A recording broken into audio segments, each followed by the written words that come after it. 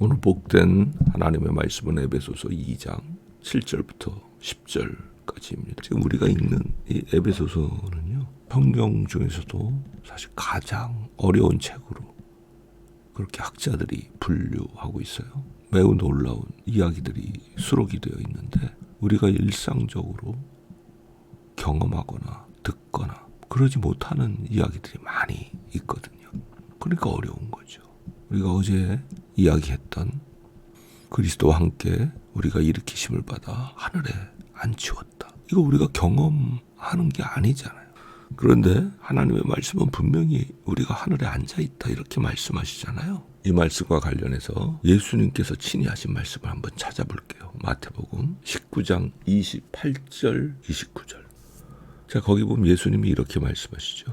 세상이 새롭게 되어 인자가 자기 영광의 보좌에 앉을 때 나를 좇는 너희도 12보좌에 앉아 이스라엘 12지파를 심판하리라.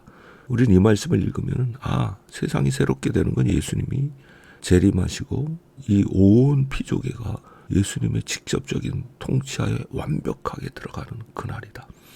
이렇게 읽어요. 맞아요. 그런데 또 한편에 그 바로 다음 말씀이 뭐예요?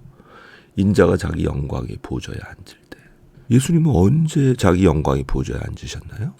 재림 때 앉으시나요? 아니잖아요. 예수님이 마태복음 28장 뒷부분에 보면 이런 말씀하시잖아요. 하늘과 땅의 모든 권세를 내게 주셨다. 그리고 사도행전 2장에 베드로는 이렇게 이야기하거든요. 하나님께서 예수 그리스도를 자기 우편으로 높이심에 저가 너희가 보고 듣는 이것 즉 성령을 받아서 부어주셨다. 오순절날 그렇게 설교해요. 즉 예수님은 이미 높임을 받으셨어요. 즉 자기 영광의 보좌에 앉으셨다고요. 자, 그러면 조금 다르게 읽을 수도 있죠. 세상이 새롭게 되어 인자가 자기 영광의 보좌에 앉을 때, 즉 예수님이 부활 승천하시고 위엄의 우편에 앉으셨을 때, 그때 나를 좇는 너희도 12보좌에 앉아 이스라엘 12지파를 심판하리라.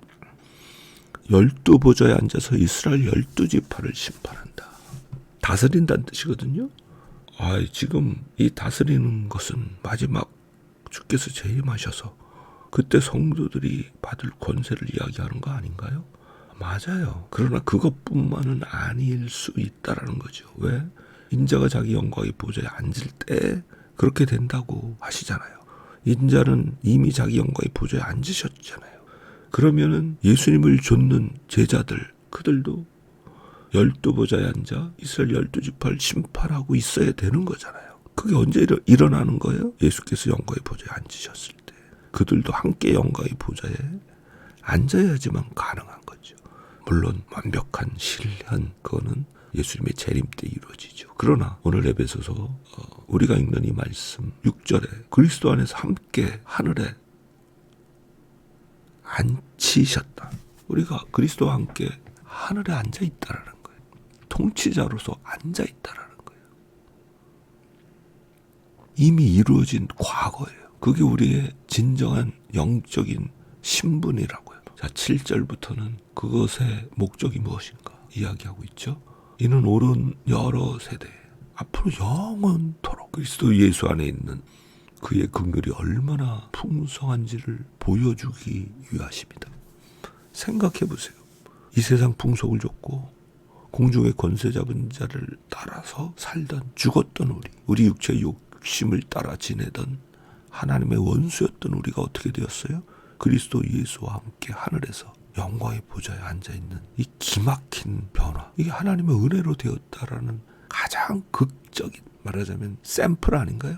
우리는 어떤 작가의 능력, 실력을 뭘로 봐요? 작품으로 보잖아요. 우리 하나님의 긍휼과 그 놀라운 은혜의 풍성함을 무엇으로 봐요? 그의 작품으로 보는 거예요. 그의 작품이 우리라고요. 죽었던 우리를 살리셔서 그리스도 예수와 함께 하늘에 앉히셨다. 그의 작품이 바로 우리라고요. 그래서 이것은 사람의 어떤 노력으로 된 게 아니다. 하나님의 은혜로 믿음을 통하여 우리에게 주어진 것이다.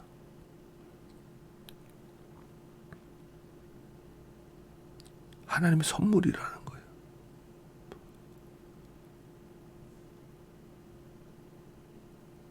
8절 9절에 그 이야기하죠. 그래서 10절에 이렇게 마무리를 짓죠. 우리는 그의 만드신 바라, 그의 걸작품이다, 이런 뜻이. 지금 우리 현재 우리 눈에 보이는 상태도 하나님의 걸작품이 맞아요. 그러나 하나님의 진정한 걸작품으로서의 우리 모습은 사실은 이런 영적인 세계, 영원한 하나님의 나라에서 우리의 변화된 신분,